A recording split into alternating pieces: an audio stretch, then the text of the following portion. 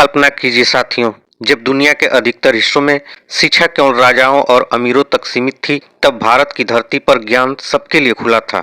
जहां प्रश्न पूछना अपराध नहीं, बल्कि विद्वता की पहचान थी। वह स्थान था नालंदा।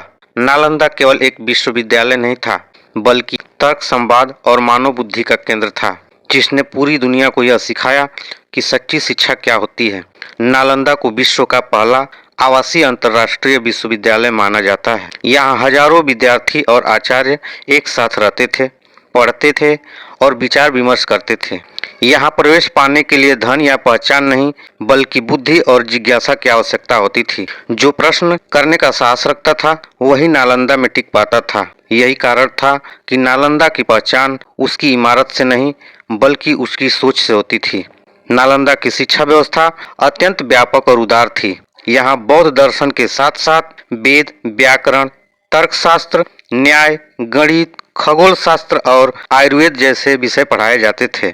ज्ञान को किसी एक धर्म या विचारधारा में सीमित नहीं किया गया। यह हर विचार को तर्क की कसौटी पर परखा जाता था और सत्य की खोज की स्वतंत्रता दी जाती थी। दुनिया भर से विद्वान नालंदा आते थे। चीन, तिब्बत, कोरिया और जापान जैसे देशों के विद्यार्थी यहाँ शिक्षा प्राप्त करते थे और नालंदा को ज्ञान की राजधानी मानते थे। नालंदा का विशाल पुस्तकालय धर्मगंज ज्ञान का भंडार था, जिसमें लाखों पांडुलिपियां संग्रहित थी। यह केवल पुस्तकों का संग्रह नहीं, बल्कि मानव सभ्यता की स्मृति थी। 13वीं शताब्दी में बख्तियार खिलजी के आक्रमण के साथ नालंदा को नष्ट कर दिया गया। आचार्य मारे गए, विद्यार्थी भगा दिए गए और पुस्तकालय जला दिया गया। नालंदा का पुस्तकालय जब जलाया गया तो आग एक दिन नहीं, 3 दिन नहीं, बल्कि महीनों तक जलती रही। ऐसा कहा जाता है कि वह आग केवल कागज नहीं जला रही थी, वह सदियों का ज्ञान और मानव स्मृति भस्म कर रही थी। यह केवल एक विश्वविद्यालय का विनाश नहीं था, बल्कि प्रश्न करने, तर्क करने और स्वतंत्र सोच की परंपरा पर हमला था। लेकिन नालंदा समाप्त नहीं हुआ। उसकी इमारतें गिर गई, पर उसकी विचारधारा जीवित रही और एशिया के अनेक देशों में फैल गई।